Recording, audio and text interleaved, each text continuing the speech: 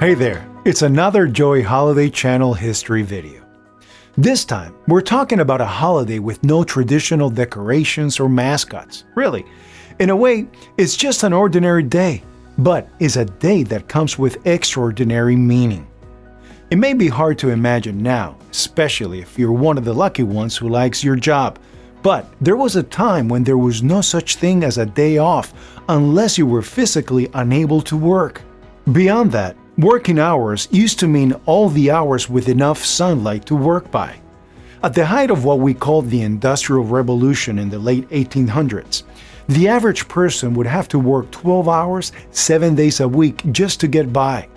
And it wasn't unusual to see kids as young as 5 working beside adults in mines and factories. Labor Day is a real holiday in the United States, in part because a few visionaries thought it was a good idea to limit the workday to 8 hours and give people weekends off. That was a pretty radical concept at the time, and many employers fought hard to keep things the way they were.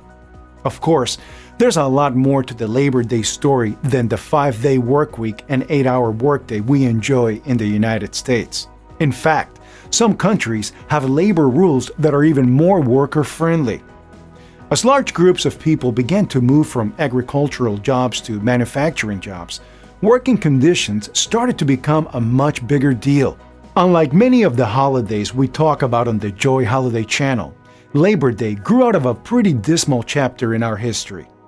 Grassroots labor movements got together to address tough human rights problems in the workplace.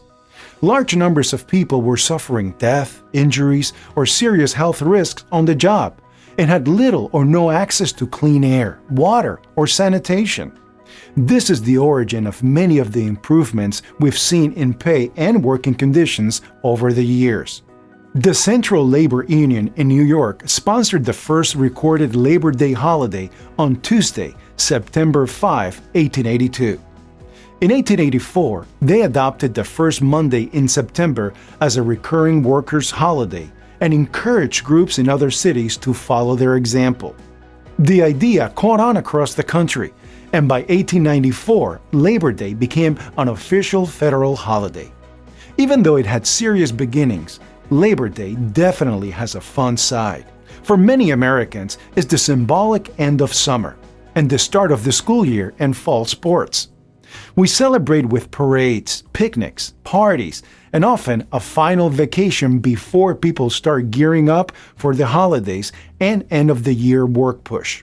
In fact, some amusement parks went as far as to lobby their state legislatures for statutes to delay the start of the school year until after Labor Day, so families had one more long weekend to buy tickets.